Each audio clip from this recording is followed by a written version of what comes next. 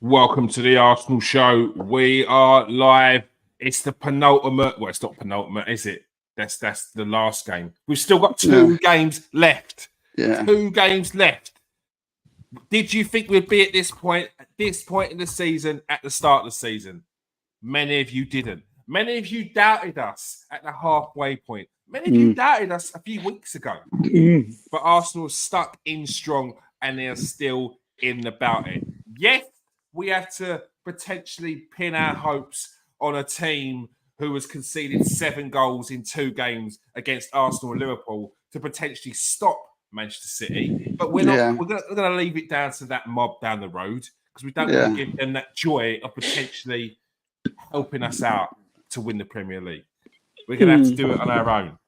Take it to the final game of the season and then leave it up to Manchester City to see what they do. I'm joined by Steve K. How you doing, Steve? Yeah, you doing, mate? Yeah, good. Very good, mate. I'm good. Get a business end now, as you say, two games to go. Still don't know which way it's going to go, mate. Still don't know which camp I'm in. But all we can do is just not worry about other teams and win our games, mate. That's all we can do, really, isn't it? Yeah, that's all we can do. I did want to give another shout out to Bayern Munich. Bayern Munich, the worst Bayern Munich team we've seen ever, apparently. the worst Bayern Munich team in about 400 years. And they managed to get a result against Real Madrid. The Galacticos Real Madrid that knocked out Manchester City. So for all those people out there that had a dig at Arsenal about getting knocked out by this so-called rubbish team, Bayern Munich, that's a wake-up call for you. We've got plenty to discuss tonight. We'll be discussing Kai Havertz, Jamie Carragher. Jamie Carragher, of all people, said he is Arsenal's Bobby Firmino. We're also going to be talking about our title chances against Manchester United, the big rivals that are Manchester United. Yes, they're in poor form, but it's another team that managed to turn it on when it matters against Arsenal. We're going to be talking about any transfer updates from the man himself, Steve K, any injury updates, and also Graham Souness is out there accusing Arsenal of cheating on set pieces. We're going to have a little look at that. First and foremost, Steve, Jamie Carragher came out with comments the other day. It seems to be that all the people that weren't quite feeling Kai Havertz, weren't quite understanding why he was bought, have turned now because, I mean, they've got no option. I saw Roy Jennings did an apology video. Yeah, I see that. Jamie Carragher's come out and saying that he's Arsenal's Bobby Firmino. Do you see comparisons there? Yeah, I do. And also, big funny enough, big up to Kevin last night because he called it, I think, even before Jamie Carragher did. Or maybe it was before last night's show. So where we got an idea from that, I don't know. But yeah, look, I do see a lot of comparisons. They are similar in many ways. They're that centre forward that is not sort of like your stereotypical centre forward that people come to expect. Not necessarily one that you look at to score loads of goals every season. One that you look at picking up a certain amount of goals, and then after that relying on something that they can do that other players in the team can't do. And that is very similar to what Kai Havertz and Bobby Firmino's done. With if we'll talk about Bobby Firmino just for a second. I mean, he was in a fantastic Liverpool side where the team around him were full of goal scorers. You had Sane on one side. Mane on one side. You had Salah on the other. And you had Firmino down the middle. And similar to the Arsenal team of today, goals would come evenly from all over the pitch. But to allow that, for those type of sides to be a success, they've got to have a lot more to their game. And these two are that, and they're very similar, and hence why Arsenal and Liverpool are very similar in the way they play. Yeah. So, yeah, I mean, vision, You know, the way is very similar. They both got excellent vision. They both get around the pitch. Don't stop for 90 minutes, and that's why 9 times out of 10 you see them play. You very rarely get them see them taken off. There's always other players taken off around them because they're so integral to what the team's doing. If there's 3-4-0 up, then they may be bringing off for a rest. Other than that, they're continuously on the pitch, continuously playing. And it's funny as well because if there was a weakness between the two, their actual two weaknesses are exactly the same as well, which is that sometimes their shooting in front of goal ain't great. Mm-hmm. Look, don't get me wrong; they both can finish. Yeah. Do you know what I mean? They've both got incredible ability. They both can finish, and but they at times, they will be in a one-on-one and they will whack it over the bar. So, they're very much alike. They're very much the same. There was something else, but it's gone out of my head for a minute. It may come to me in a minute, but yeah, I think they're, as long as the other team, the players around them are doing what they're doing, and they bring other players into the game, don't they? And that's what's important. They make other players around them better. Very similar, very, very similar. I totally agree. Jamie Carragher's comments. Let me just pull up his comments here. He went on to say, I was thinking about when you think of great centre forwards in the Premier League who haven't been great goal scorers. The one that comes to mind is Firmino at Liverpool, and the work he did off the ball, really.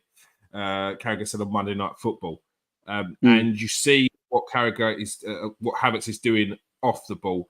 He will get goals, but he won't get an avalanche. Carragher also claimed that Havertz being played up front ahead of Gabriel Jesus and Eddie Nketiah is the biggest reason why Arsenal have improved in 2024. I think Arsenal right now defensively are as good as anyone in Europe and probably the world right now. It's making it tough for teams, he explained. They are definitely improved in 2024, more than probably half of the season. And the biggest reason for me is one reason that helps this is Kai Havertz. Now, Kai Havertz has been mocked a little bit at the start of the season. And again, when he came in, you're not quite sure where he fits in. And to be honest, I've never been quite sure what position he is. Just on that, you see him still being a player who's very versatile. Do you think you should stick with him up top from now on? See, now it's funny. Now you just said that. What I wanted to add, to my thing a little bit earlier that went in my head is the fact that Firmino and Havertz they're like a Swiss Army knife. You get a player who can play one or maybe possibly, if they're really good, play in another position. Havertz, when he's on the pitch, plays in about 12 or 15 positions. And so does Firmino. They play right, they play left, they play 8, they play as a 9, they play as a target man. They drop deep and they're all over the place. They're like as if they're given a free run. So that was the other point I wanted to make, where they was both very similar. Again, just another thing that goes that with the Firmino Havertz. But no, I mean, for me, he can, like I said, he can play loads of different positions. He's so clever. He's so good. He's got so much ability that he can play in a number of positions. He's obviously better in some, others than for instance, the number 8 position. I mean, that's probably not where I want to see him. I mean, the more and more I'm looking at him now, is for me, he's a striker. He is that but again, not your stereotypical striker where you know he's a target man. He can be a target man. So, like I said, he can do everything. You know, he's a Swiss Army knife forward who can play in that 9. But he's definitely better down the middle.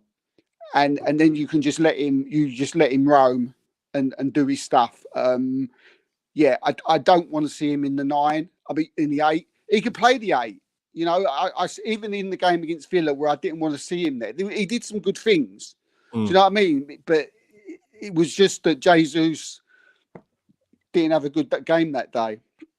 On another day, it might be different. Jesus might have a good game, but you know, and I think that's something that again, we look at, you know, in the summer, and is the big question whether Arsenal need a striker or not.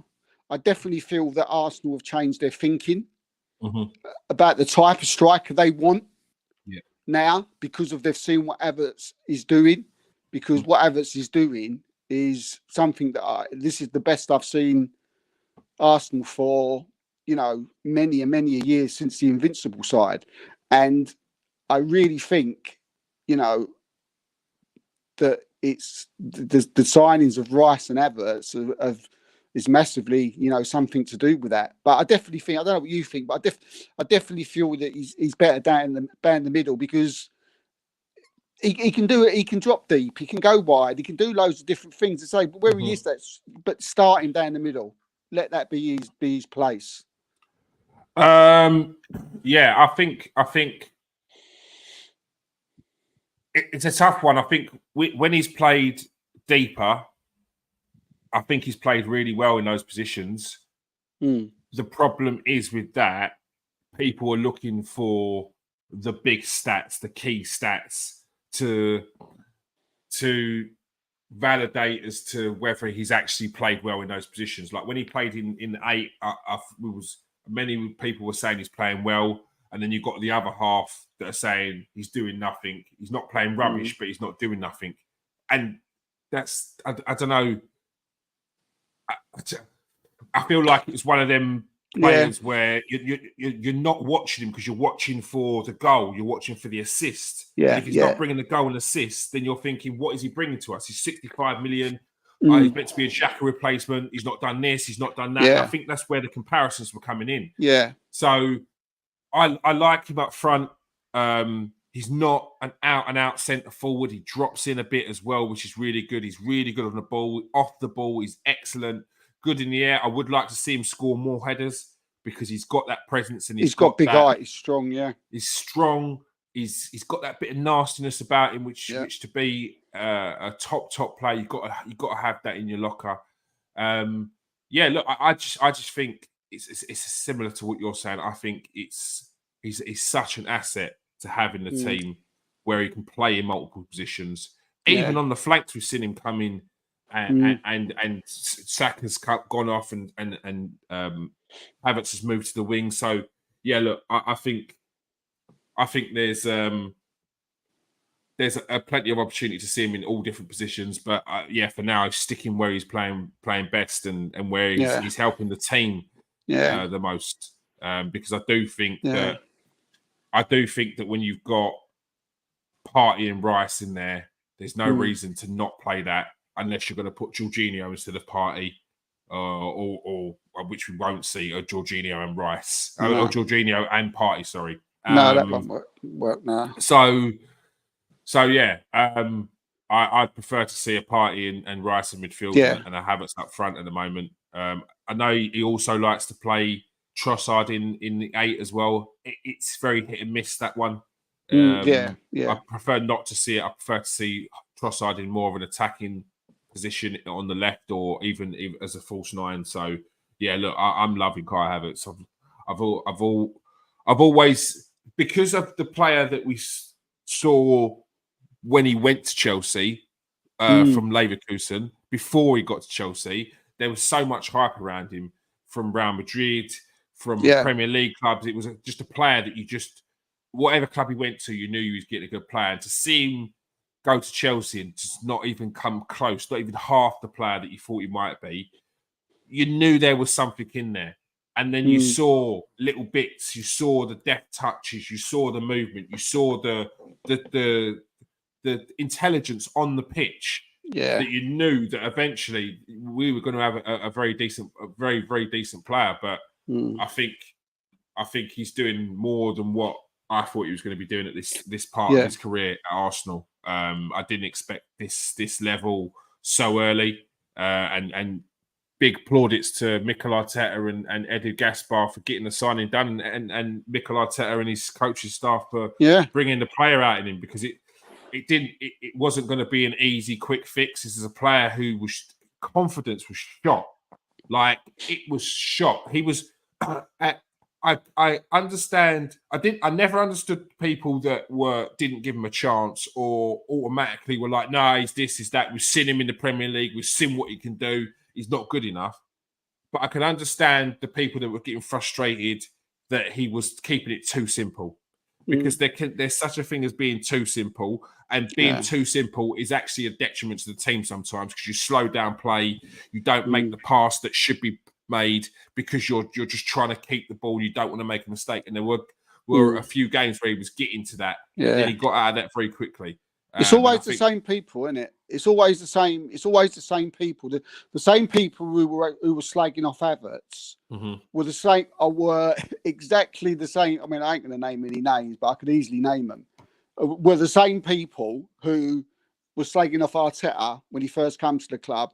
Were the same people that were slagging off Xhaka. Were the same people that were slagging off Havertz. You know, the three of those are exactly all the same people. You know, who were calling him out, saying, "Oh, they weren't this, and he's not that. He's rubbish. We should get rid of him. You know, he's not the man. He's not the man." Exactly the same people. It's always the same people. They're just so reactionary. But yeah. I mean, just quickly on the subject. You know, you mentioned stats. I mean, I think I don't know about. It's just. I think people can get a little bit misguided by stats. You know, you hear so much of it lately. You know, I hate these people who keep every single time they mention a player's name, they mention their stats. Oh yeah, but you know, this player, so and so got GA, XT, PS, RT. Do you know what I mean? I've never heard so much shit in all my life. Yeah, I was watching a program the other day. Saturday morning, Saturday Social. There was a guy on there. It was literally how I said it. Every player that he mentioned, it was this. Yeah, the geezer's done this. GAST. You know. Yeah, I know the old GA. Oh, get out of it! Trying to get out of it. You know, he looked like he's just come. Someone's just come out of Oxford. Do you know what I mean? Ain't kicked a football in his life. And you're like, what are you talking about? Stats can be really, really confusing. You can have a player who's got so many assists, so many goals, but you look at him, you think, well, I wouldn't have you in my side, right? But there'd be another player who'd have like 5 goals, you know, maybe have 8, you know, maybe the same amount of assists, and you might think, yeah, he's due for me. He's having a great season. But people will turn around and they'll say to you, yeah, but he's only had this. He can't be that good. And this he's only scored 8 goals. His XG per game is 0.5. Yeah, and it really is annoying. I mean, it's like, but the top managers don't. But the managers, your futures like your Artetas and your Klopps and your Guardiola, they're not interested in that. They ain't buying a player based solely on that stuff. No way. It's like Jack Grealish's stats when he won 4 medals and they won the treble. His stats weren't great, right? But he was integral to that team. Yeah. For ball retention, for winning free kicks, you know, for chasing back. You know, you do need these type of players in your side. Yeah. Do you know what I mean? If you like. If you was to have asked, I mean, that was the same season Marcus Rashford scored 30. If you was to ask, you know, Pep Guardiola, would you want that season at Jack Grealish and Marcus Rashford? He would have had Jack Grealish all day long. But someone would have gone, yeah, but he scored 30 goals. He scored 12 assists. Fucking Mbappe, but ain't got that. My life. And then you'd get, but it's true. And this is what you hear. But Pep Guardiola, Arteta, Klopp, do you want him? On your bike, I know what he is. Yeah. And this is what people don't see. But then they for me, it really annoys me when they hit them with these stats, this stat crap. Mm-hmm. But yeah. All right, Galvo. All right. Galvo's in here. He said, I think we had 10 pens this year. If Havertz was on pens for us, like most club centre forwards, he'd probably be another 6 or 7 or 7 or 8 goals in the Prem. And then he's up to 20 league goals. Stats are misleading. No, that's a fair point. It's a very good point. I think Ollie Watkins takes penalties for Aston Villa. Isaacs takes penalties for Newcastle. Cole Palmer's been taking penalties for Chelsea. I think he scored the same amount of goals. I think Havertz and Palmer, goal-wise, like without penalties, they've scored the same amount. Don't get me involved in Cole Palmer. Look, this kid's a real talent. I really like Cole Palmer. I think he's one of those players who was very different from the likes of Saka. Is probably like more creative. He's probably more of a free-flowing maverick kind of players, where Saka is by the book. He does what the manager tells him and he gets that done. But don't ever compare Cole Palmer after one season to Bukayo Saka. The disrespect. It's about consistency, people. This is what you don't understand, yeah? I'm going to go on a little rant, yeah? Because this is what we have to deal with every single season. Because Arsenal have now put themselves at the top table, yeah? People are looking to bring them down every time. All their top performers, people looking to bring him down. Oh, Cole Palmer is better than Bukayo Saka. I mean, just look at the stats. No, Bukayo Saka's having a decent season, not his best season, and his stats are still smashing 99% of the players in Europe. That's how good Bukayo Saka is. Like, put some respect on his name. It's about consistency. It's about longevity. When we talk about Ange Postecoglou coming into the Premier League, the amount of people that were trying to tell me that Postecoglou is a better manager than Mikel Arteta because of what he's done in his short space of time at Tottenham. I said, give it some time and see how he does by the end of the season, because his lack of tactics are going to shine through. People were telling me, no, Angie's better than Arteta. Fast forward 6 months down the line, and there's Tottenham fans that are biting their lip because all they want to say is Ange out. They are biting their lip. Which is also ridiculous, to be fair. It is also ridiculous, to say Ange out. Yeah, no, it is ridiculous. It is ridiculous to say Ange out. But it is ridiculous. But it's also ridiculous to compare a manager who's been at a club for 6 weeks to a manager that's been at a club for 4 years and is now to make a complete turnaround with it. Like, don't even bother me with this sort of nonsense anymore, people. It's a waste of your time and my time, and you just end up looking stupid. Yeah, see, I like Cole Palmer as well. Do you know what I mean? But because you feel like, again, because you think like, oh, he's not in Saka's thing. Don't be silly. Don't start comparing with, Cole Palmer with Foden and etc. I mean, I'm even hearing being Palmer compared with Ireland. Do you know what I mean? This season. Do you know what I mean? He scored 20 goals. Ireland's only scored 20. Yeah, but for first, like, he is going to stand out a lot more in Chelsea because, okay, they're doing well lately, but he is their main player. So main players are always going to stand out. And just don't calm down. Give this to keep because next season if he doesn't hit the heights, which is probably doubtful, he probably won't hit these numbers again next season. Yeah. People will be on his back. And which will also be wrong. You should be just let him develop, let him do his stuff, and and people trying to put him in the England side, or playing in front of Bellingham, I don't know.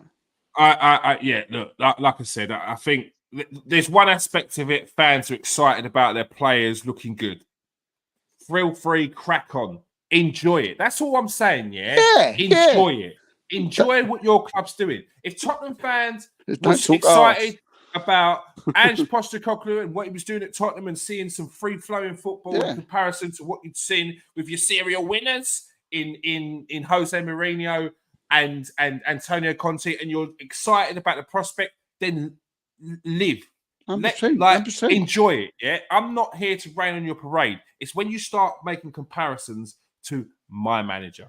It's when you start making comparisons to players on our team, and it's like just on the thing as well with you like the comparison. You know, while we're on that subject of comparisons and our manager, another thing that really sort of been winding me up now for at least for the past 6 months, if not maybe a little bit longer, is this comparison I keep hearing from Tottenham fans, Chelsea fans, and Manchester United fans, where they keep trying to put their manager and what they're doing and what they're reference to what Arteta had to put up with when he first came into Arsenal.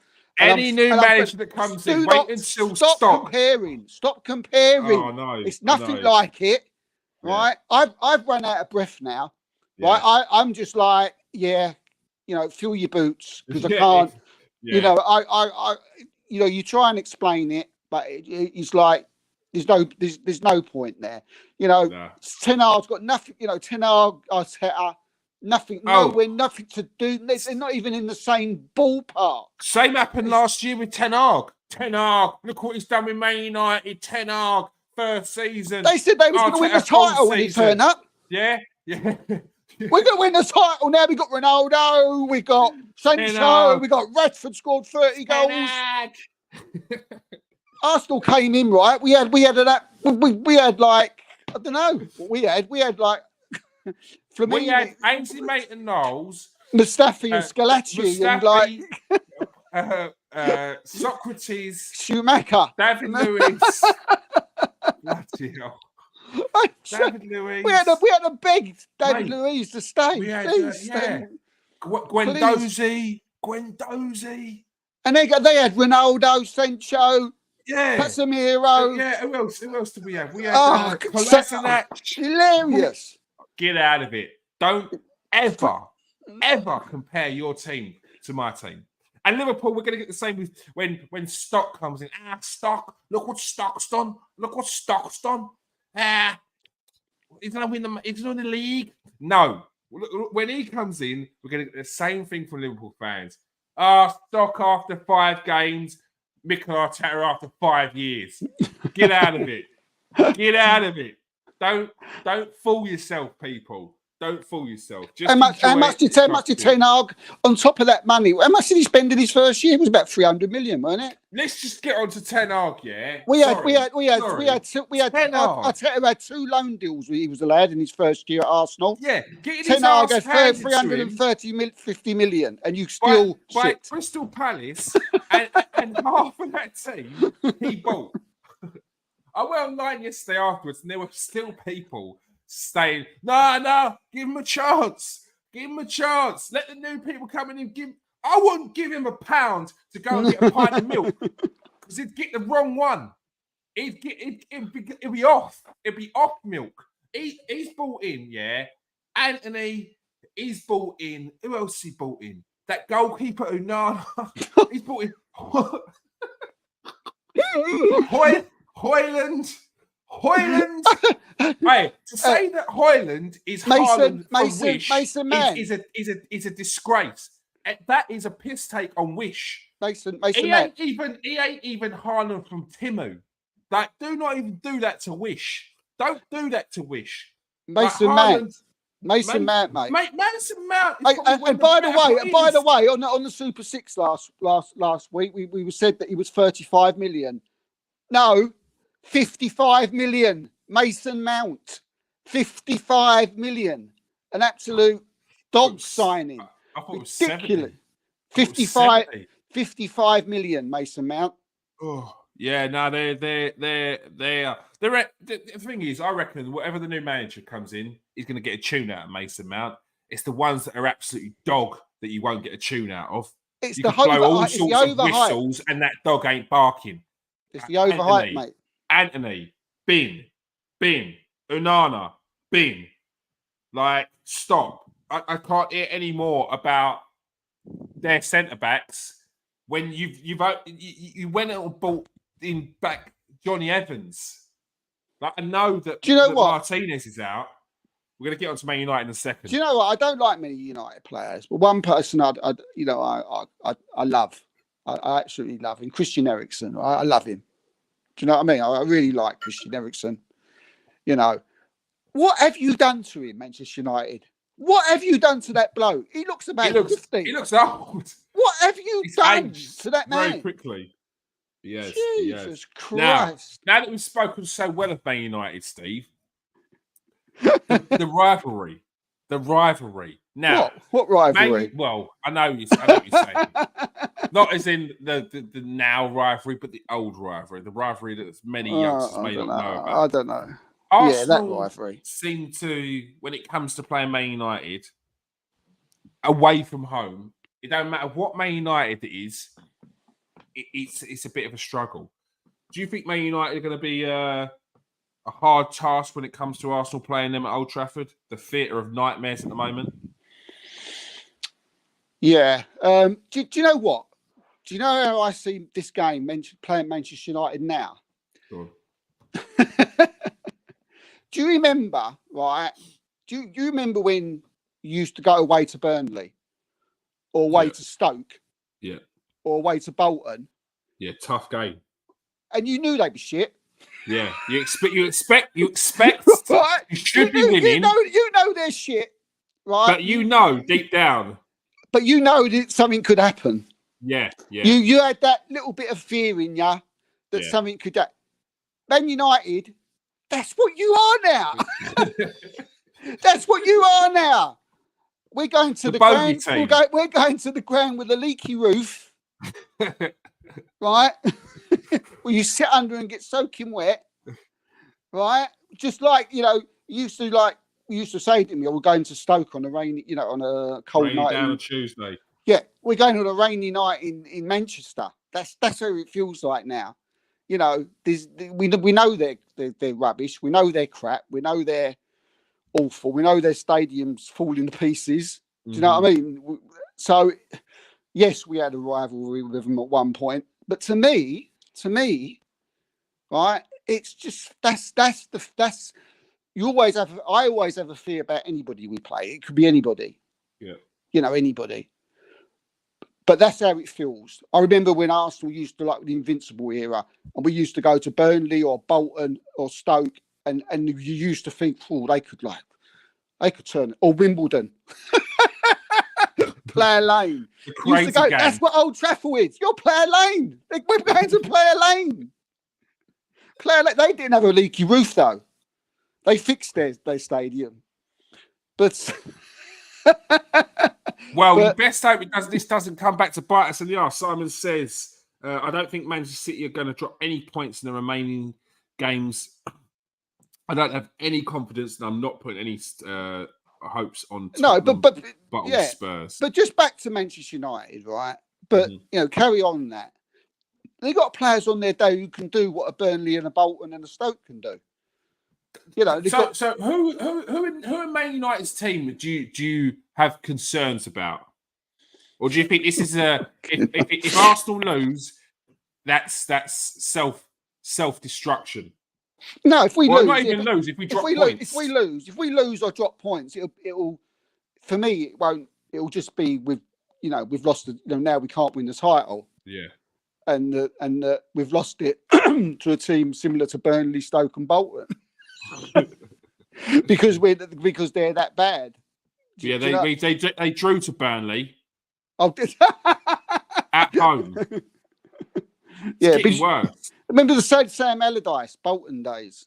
Do you know what I mean? We always used to come unstuck, didn't we? Yeah, and they came back from Sheffield United from 2-1 down at home. Yeah. Look, I mean, we should.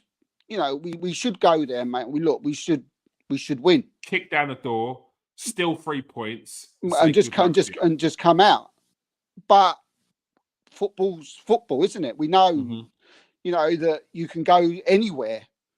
And whether it's Manchester United, whether it's any football club, and you can lose a football match. Yeah. We know that if we're of an age where we know that happens. And whether you're being crap at the time, or whether you're playing bad, on any given day, football's a funny old game, like Jimmy Greaves used to say, and you can drop a point and you can lose a game. So there's always that fear. But I mean, you look. I mean, I don't know what team they're going to have out. I don't know what team they're going to have out. I mean, if they're going to have the team out that they had yesterday, I mean, you'd think that we'd beat them, comfortably. But it will be at Old Trafford. Yeah. We will have an element of pressure on us because we'll be playing after Fulham as well.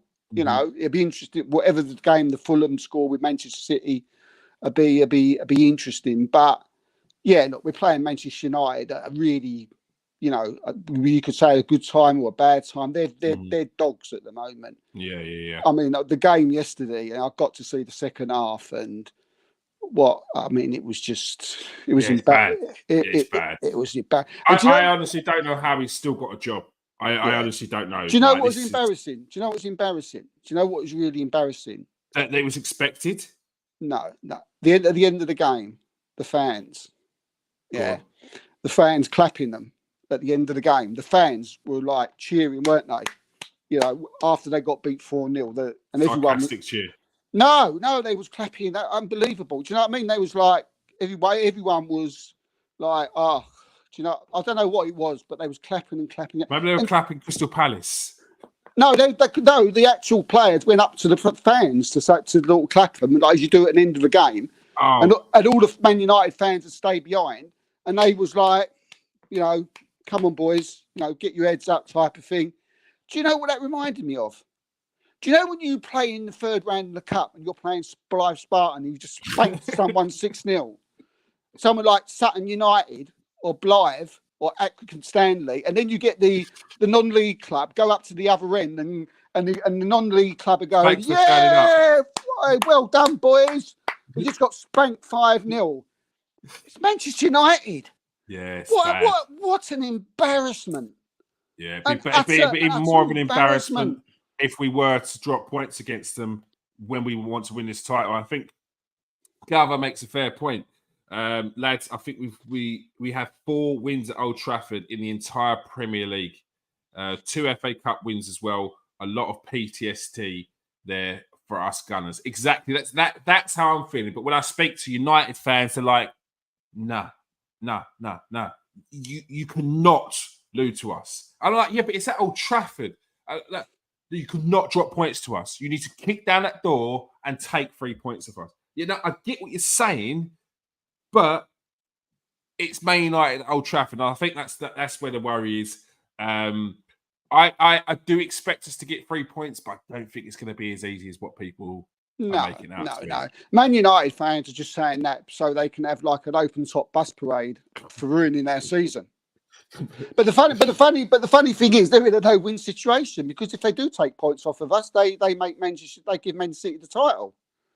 So that just sums up Man United's season, doesn't it? It's a bloody nightmare. They can't. They're in a no-win situation. They're handing the title to their neighbours. 4 titles in a row. They don't want to be doing that.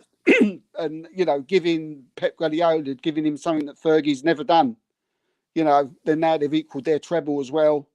Do you know what I mean? They're dwarfing anything Man United's ever done.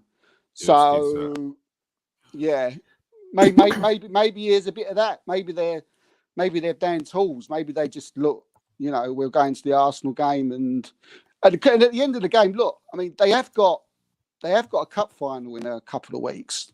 Against Manchester City. So if anything, they'd want to save themselves for that, I would have thought. So, what's your score prediction for the game then? Score prediction. As I say, I'm similar to you. I don't think it'll be as we'll beat them. I think 3-1. I think they might get a goal. So yeah, 3-1. I don't care. 1-0. I don't care what the score is. But yeah.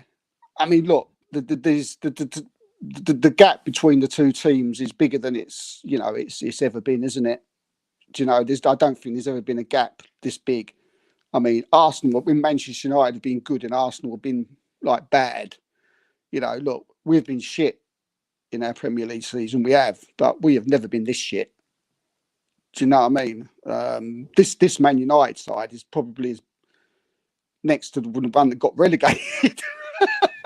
It's not good. It's not there ain't good a lot at of difference, is there? It's not good at all. They've given the man a job who's well out of his depth. They've given him the purse, and he's spending it badly. Yeah, they're holding on to hopes that he might be able to turn it around based off of it's nothing. hard to see. It's hard to see where they can beat us, isn't it? You can't see. But and I know, it's self-destruction. That's the only thing I can see. Yeah, and nerves. But the nerves don't look like they're sitting in.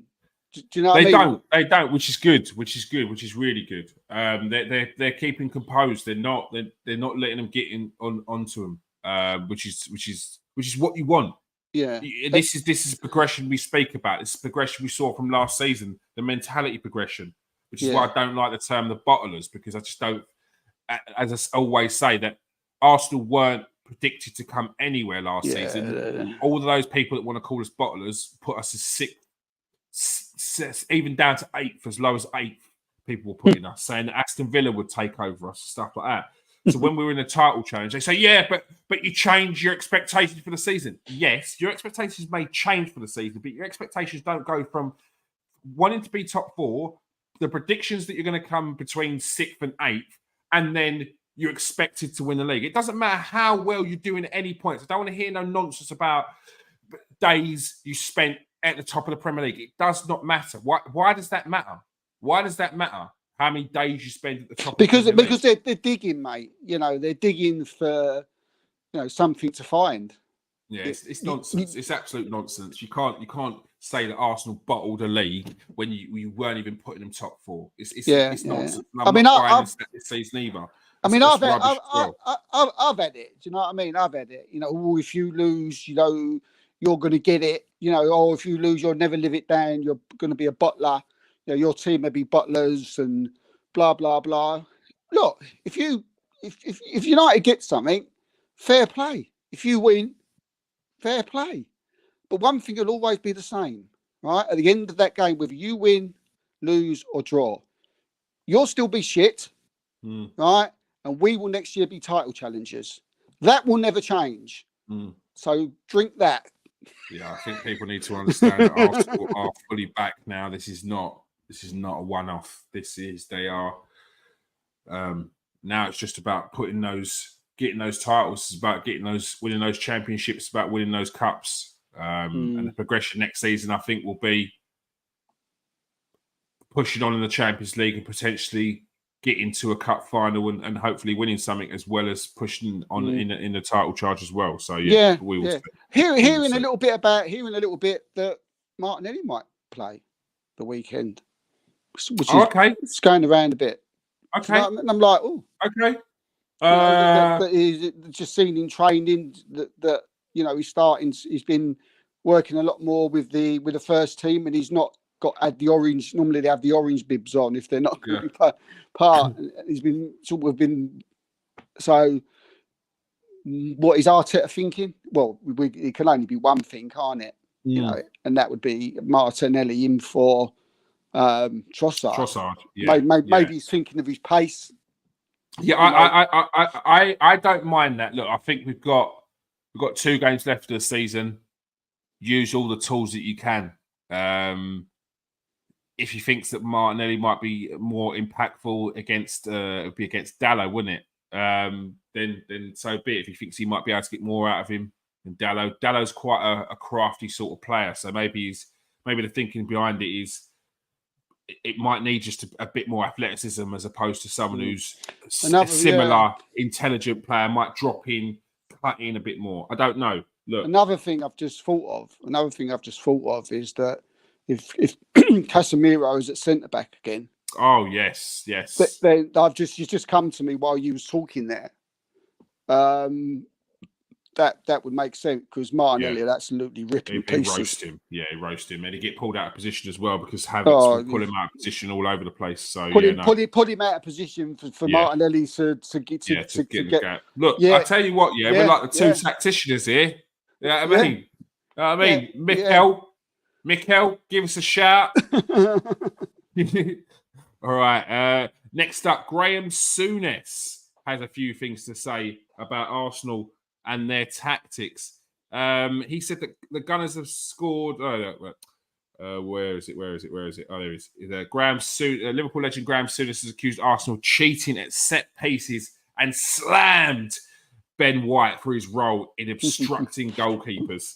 Well, forgive me for bursting the bubble here, but amid the excitement about the goals Tottenham conceded from corners last week, something very significant was somehow missed. 2 of those goals should not have counted. We were witnessing stealthy and very deliberate strategy from Arsenal, and Ben White in particular to obstruct goalkeepers in a way which will avoid detection by referees. Souness then went on to say, I might suggest the referees consult their own little FA rule books for the definition of that term. Laws 12 state, in black and white, an obstruction is moving into the opponent's path to obstruct, block, slow down, or force a change of direction when the ball is not within the player's distance or of either player. Wow. Set piece genius. Call me old-fashioned, but what I'm seeing here is cheating. This is blocking by players from set pieces for more prevalent than ever before. Which presents a challenge for referees, but Arsenal do it every game, and it's always by White. So the penny should have dropped long ago. Wow, Steve. Graham Souness accusing Arsenal of cheating because of their stealthy ways. Oh, it's a shame they stood though, isn't it? It's a joke. It's a joke, mate. I don't know what to say. What is the game? What is the game coming to these days? Do you know people just are seeing the game differently from what I'm doing? You know, I mean, Ben White don't fail anybody. You know, he stands in front behind the goalkeeper, or he stands in front of the goalkeeper. He doesn't block him. No, he stands in front of him. What he could stand in. Look. I'll tell you another rule. Right, you can stand anywhere you want in the penalty area, Graham. Yeah. Right, anywhere. There's not like a rule where they could say you can't stand there. If the camera goes to the stands a certain place in the penalty area, any player can go and stand next to him, whether it's in front of him, behind him. Absolutely. If the other player, if he wants to move. If a defender wants to come in, you know, the defender can come in and stand next to Ben White if he wants. You know, but no one does. It's clever for me. It's just clever. Yeah, it's just clever. Because what happens, kids, why that is, he doesn't make a foul, right? Yeah, look, he does that. You know, he plays with their gloves and he winds them up and all that. But do you know what I mean? We see that all the time when people are taking penalty kicks all the time. You know, people go and have a word in your ear. It's happening all over the pitch. Do you know what I mean? So, yeah, I mean, for me, it's not. It's clever. It's clever. You can't do nothing about it. It's not a foul, right? The reason why, you know, other teams don't bring a player to stand next to Ben White while he's there is because 9 times out of 10, Ben White is really quite irrelevant to what else is going on. Exactly and it's a decoy. It's a decoy. It's 100%. Don't fall for it. What you get, that's why you don't get another player who will come in and stand next to Ben White, because then what you got then, you've left a gap. Yeah, you've left a gap, and now you're making the situation worse for your goalkeeper because now you've got 2 players standing next to him, next to the goalkeeper. Congestion in the area. 100%. I agree. Look, Ben White's tactics are no different to what you'd see on a Sunday, on a Saturday in a Premier League, from League One, the Blue Square Premier to the Premier League. Graham Souness is talking absolute garbage. You see that everywhere up and down the league. If it's a problem, goalkeepers have mouths. They can speak. Anytime that anyone tried any sort of tactics with me, ref, you seeing this? Anyone that tried to block me, ref. Anyone that tried to pull me, grab my shirt, stop me from jumping, you knew it was coming because they would hang around you like flies around shit. Do you know what I mean? As a goalkeeper, you are well aware of those situations. And if Vicario is allowing Ben White to grab his gloves, Ben White to do this to him, or any other goalkeeper, and they're not saying anything to the ref, then more fool them. Because as soon as a goalkeeper mentions to the ref, that ref will be looking. That ref will be looking, or he will have a word. Like, it's the same as jostling, Keir, isn't it? It's the same as jostling. You know, when you got like two centre halves, you know, again with each other when you went for a corner, you know, you're getting one centre half, you know, sort of going with the shoulder, the other one will push back. You know, there'll be and then there'll be like a barging match. Someone will try and twist and turn to see who can get the better of, you know, then the centre half might move in a good position, or you know, and clear the ball with his head, or the person, the forward or the centre back might get up, knock it on, and or score a goal himself. Yeah. It's contacts, it's jostling. You know, it's just it goes on. Do you know, it goes on. I bet he didn't. Yeah, I mean, it's just something for him to write about. I mean, I bet he didn't say nothing about the Saka tackle, did he? Oh, I haven't seen anything. That Saka tackle was a disgrace. Did you see the cut on his leg as well afterwards? Yeah. Look, do you know what I mean? We won the game 3-0, so it's not moany Arsenal fans. Do you know what I mean? It's like he needs more protection. Yeah. You know, you can't go and do that. You know, and yeah, something's got to be done. Something's got to be done. Yeah, no, I mean, he even went up to the ref. I mean, there should be something you can do afterwards, isn't there? You know, if you go out to the ref and say, "Look at that," you know, I've got blood pouring out my leg, stud mark in my knee. You know, something should be able to be done afterwards. But I don't know, touching his glove, really? Is that, you know, you got a whole column about touching Ben White, touching his glove? My God, you are struggling, Graham, aren't you, for attention, aren't you, mate? But yeah, nah, it's just part of the game, mate. It's been going on for ever since I can remember, but in different ways, just in different ways. 100%. It's part of the game. Dark arts, it happens. If anyone's going to know about dark arts, it's Graham Souness. So yeah, exactly. Don't be so soft, Graham. Don't be so soft. Gavo says White has made it an art form. He fills the space that keepers want to move in, jumps into it. He uses his bum, he uses his hips, but not his arms to pull. Exactly. He's smart. Watch how many times he tries to copy it next year. Teams to try to copy it next year. 100%. It's smart. And it will get to the point where referees will clamp down on it because they're saying he's getting in the way and whatever. It's nonsense.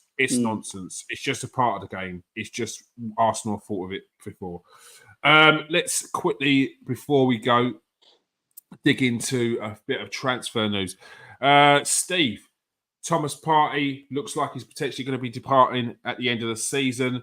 Zubimendi, the comments from him the other day, which maybe looked like he could potentially even stay.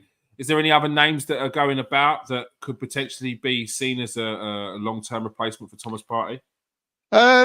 Well, first for Zubimendi, he's got a release clause, and he's asked him to have it written into his contract.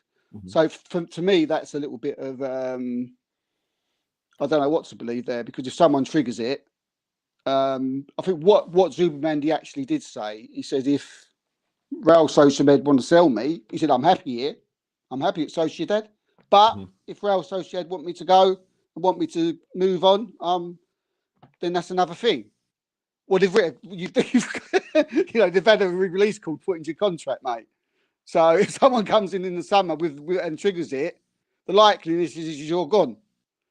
So I think that little comment from Zubimendi there was just a sort of a comment that most players come out with and say. But the first thing I thought of was when you've had a release clause, and if it's triggered, you know, you're off. Do you know what I mean? So, and they both must know about that release clause. Do you know what I mean? Yeah. He knows it's been written in for this summer. Do you know what I mean? So that's a weird one. Now I still think that Arsenal got a good chance of getting him. Yeah. Any other names going about? Well, his name, this name's going about. The one that's doing the rounds recently is Bruno Guimaraes.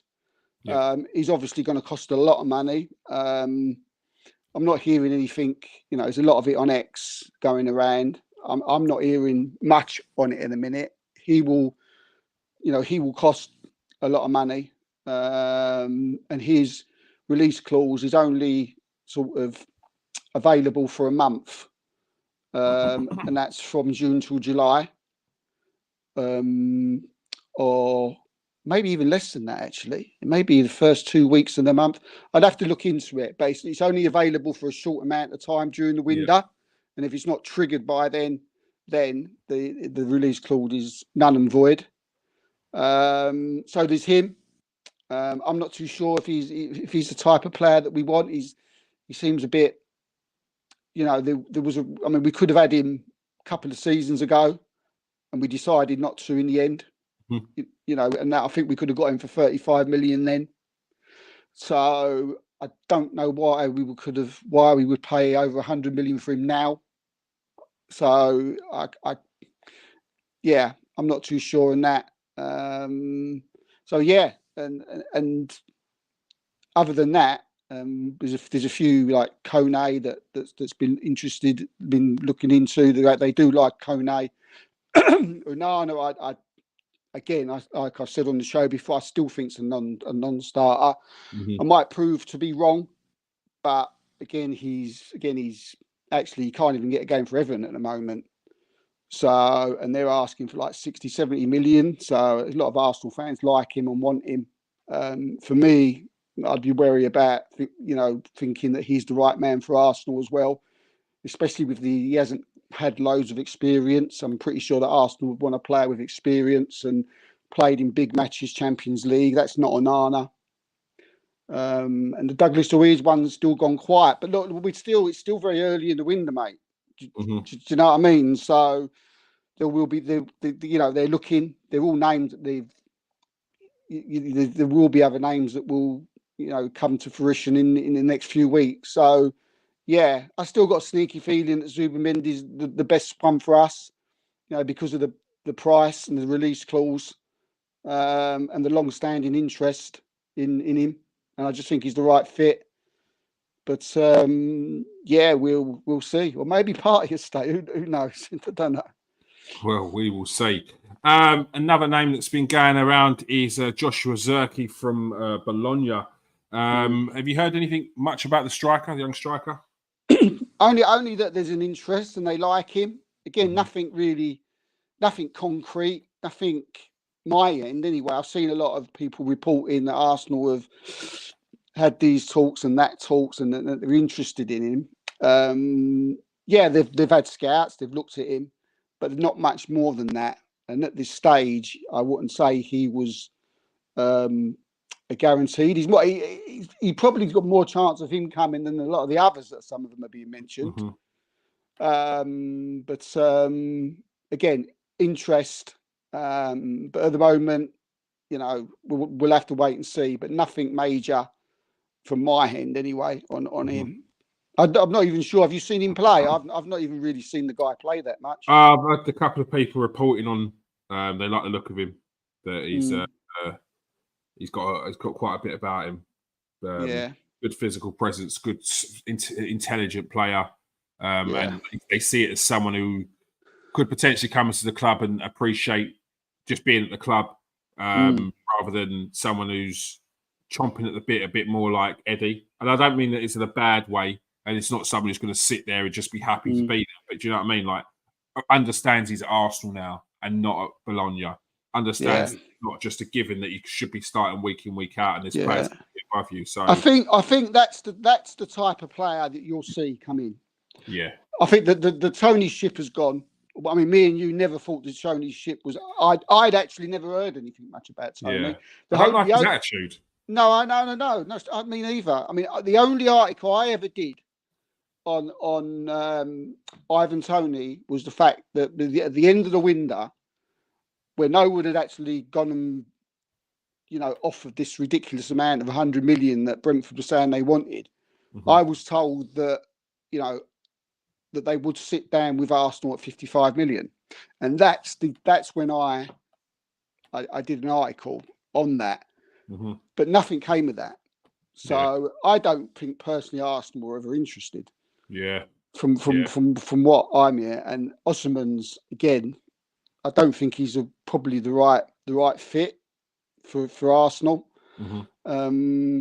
But again, as I say, players like Zerki, Benjamin Sesko, and Victor Goroukis, I think those three, I think they're the ones you've got to look at, because they're the type of players that are exactly like what you just mentioned regarding Zerki, and maybe not would come in straight away and expect to start. You know, so yeah, and this is all because of Havertz. I mean, you have to look at Havertz now. We do have to look at Havertz, and we have to look at the type of striker now we need to bring in. So, a Sesko, as Goroukis with a Havertz could be the guy, and I think that's what's being reported. I reported it quite a while ago.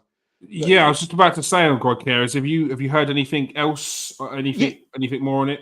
He's still high, mate. He's still high on that list. I mean, there's no. I think the season's just ending now in Portugal, and he's way up there. As I say, the two players that I've been, got my eye on, if you like, and the ones that I've done multiple articles about actually are on Victor Goroukis and Sesko, and this is going back quite a while now.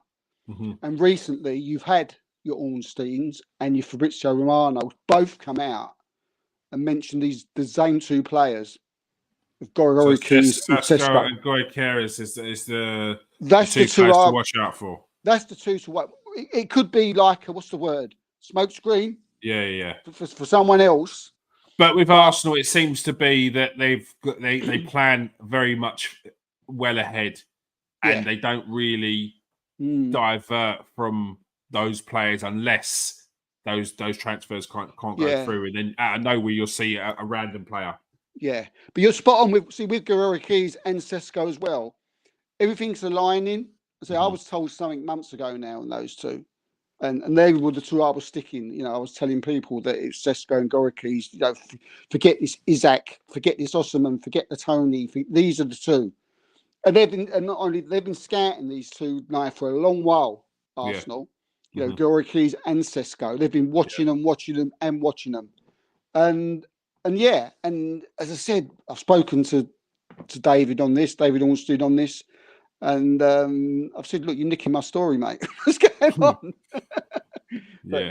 But that's serious, actually. That's true. But only jokingly. But them two.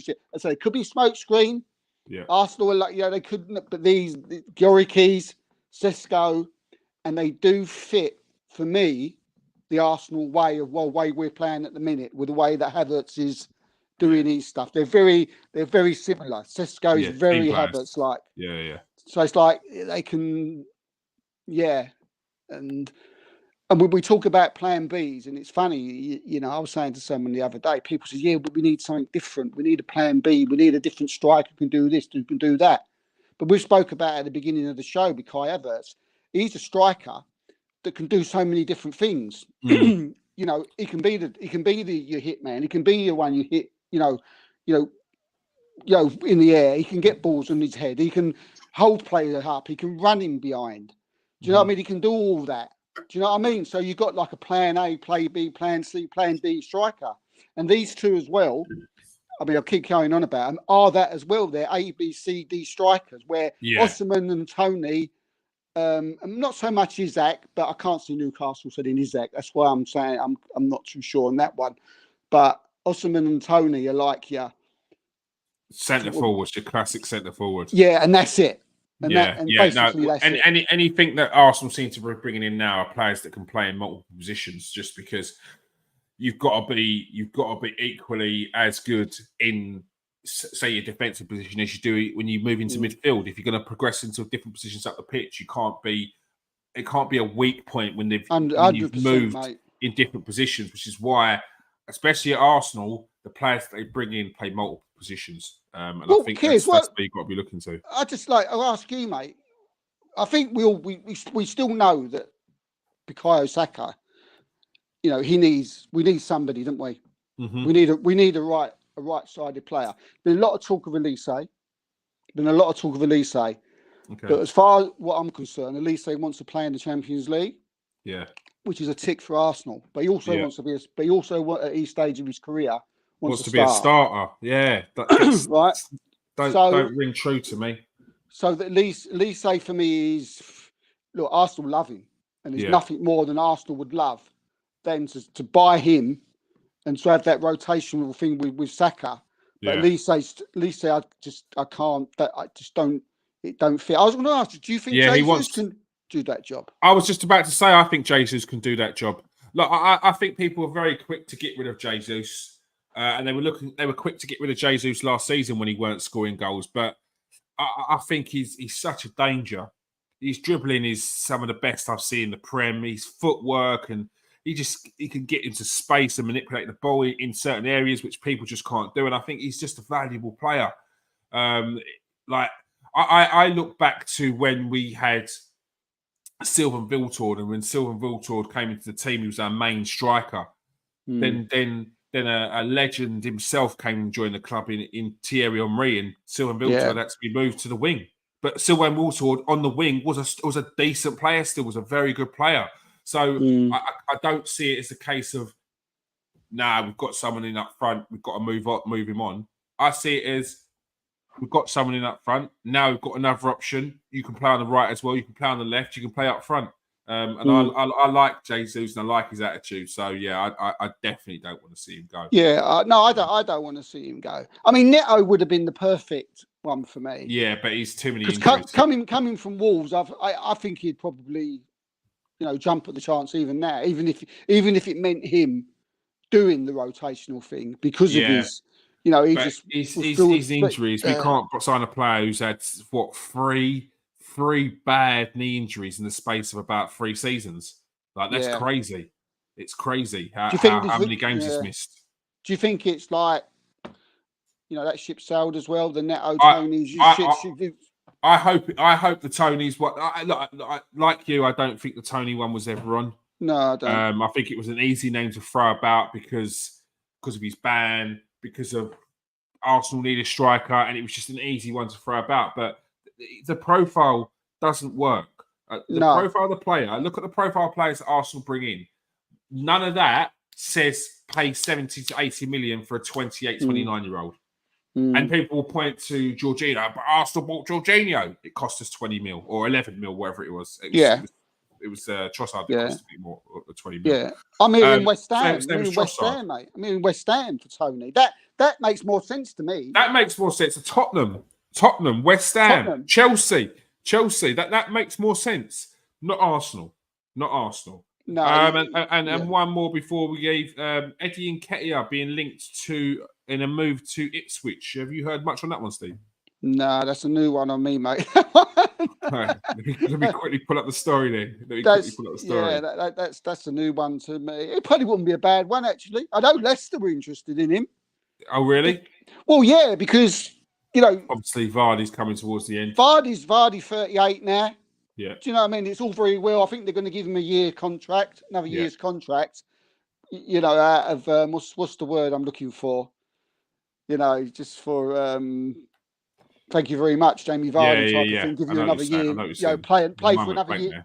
Play for another year in the Premier League type of thing. But Eddie Nketiah at Leicester. Yeah. Yeah.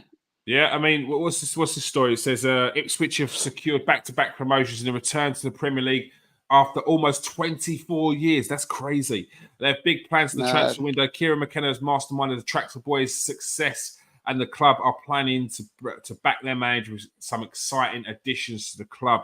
The latest reports state that Arsenal striker Eddie Nketiah could be a player who Ipswich are very much interested in. Look, if Ipswich want Eddie Nketiah, you know how much it's going to cost, 20 plus mil. You're getting a good, decent striker in your team. His wages probably more than anything. Yeah, it's a player that needs game time, needs to be playing week in, week out. And if Eddie does go, good luck to him because he's been a professional. I mean, Crystal Palace were the team, weren't they? They're the team that were this was when Roy Hodgson was there. Yeah, and what about Reece Nelson? Is that kind of died down as well? Well, yeah. Look, as I know this ain't the transfer show, but Eze's been being looked at by Tottenham. We all know that Elise is likely to go. Yeah. And Nelson's someone who Crystal Palace have been looking at to come in for Eze. Going by my comments when I did the article on it, it didn't seem that Crystal Palace fans were too happy about it. But again, yeah, I mean, giving again, I wouldn't think he would be a bad signing for him. Oh, but I don't know what they're talking about. Crystal Palace. Should be happy with him. Look, Crystal Palace has got a very good side. Crystal Palace have got a very good side. They've got a very good side, and they've got, I think, a very underrated side because of that. They had Roy Hodgson for a season and a half, and you deserve what you got there because you got rid of Patrick Vieira, and he looked like he was doing a half decent job. I don't know. Crystal Palace fans will tell me different, but yeah, I don't know what happened there. But look, Reece Nelson's a good player. Like, yeah, he is. He just needs time. Good player. He just needs game time. Like, he's a good player. He's a player that needs trust in his manager to succeed. And once he has that plus game time, I think it'll be a player that people will look back and think, oh, maybe we should have kept Reece. We shouldn't have, because he needs that game time to get to where he's going to get to. But I fully expect Reece Nelson to be a player who people will look back and go, Arsenal had him as well, because he's a serious talent. He just needs to fulfill it, and I think he's matured now to the point where he will be a professional. Whereas before he didn't have that maturity, and he had the opportunities, but now he hasn't had the opportunities, but he's got the maturity. So I think we're going to see, once he does get that move, that we're going to see a better player. Yeah. I think just finally, I mean, I think like the one that's going to really be interesting, and the one that's probably going to hit home to Arsenal fans more than any other, will be to see what happens with Emil Smith-Rowe. Yeah. There's a lot of heart that people say to me, and they say, yeah, what's happening with Emil? Is he staying? Is he going? And I'm always tempted to say, just because I love him, that, he's staying. Yeah, but you can't say it and believe it, can you? Because you look at the situation, you think, if he stays, where does he fit in? Because even right now, I see someone like Fabio Vieira that comes on ahead of Emil Smith-Rowe because of the type of player that he is. Because he's more of a player who's, yes, Emil Smith-Rowe will get the ball and try and dribble around 4 or 5 players and get the 1-2 link-ups. But Fabio Vieira is that player that can pick a ball and pop a ball over the top, or pop a ball 40-yard diagonal. Yeah, I like him. Put a through ball. So it's a different type of player. You're getting the players directly involved in more key assists than you are a player who's looking to score goals, which I think you're going to get with Emil Smith-Rowe. So. Just did you see the with Gabriel Jesus when he was asked which Arsenal player would most likely survive a zombie apocalypse? I saw the question, but I didn't see it. What did he say? He said he went straight away. He went Fabio Vieira, and they went, why? They said, because he looks like one.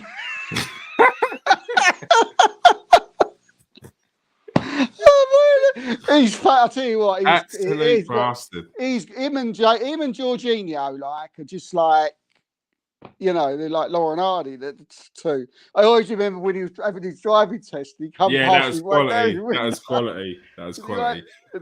Yeah, brilliant. Quickly, Gabo said before we go, if you're a talented player anywhere in Europe, Arsenal must be a seriously attractive proposition. Playing brilliant football, young squad, top manager, Champions League football, based in London, boxes all ticked. 100%. For anyone who's new to the show, I know there's a lot of people watching on Twitter right now. Come over to KS1 TV and smash that subscribe button. Really appreciate it. It takes 2 seconds. 2 seconds to do, and it's free, absolutely free. 100%. Transfer coming up. Transfer season's coming up. You need to be here. You need to be here, especially on Mondays.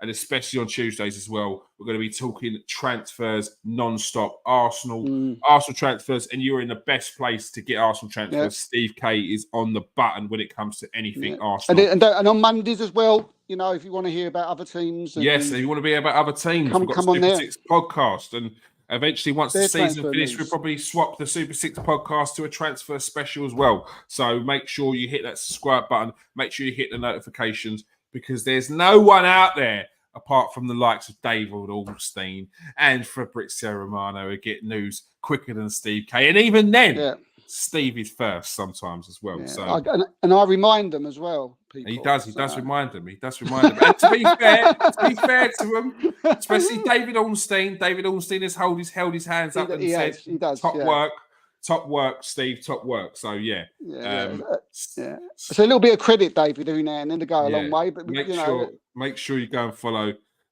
Steve, and make sure you press that like and subscribe button. Yeah. Thank you for everyone who's joined us tonight.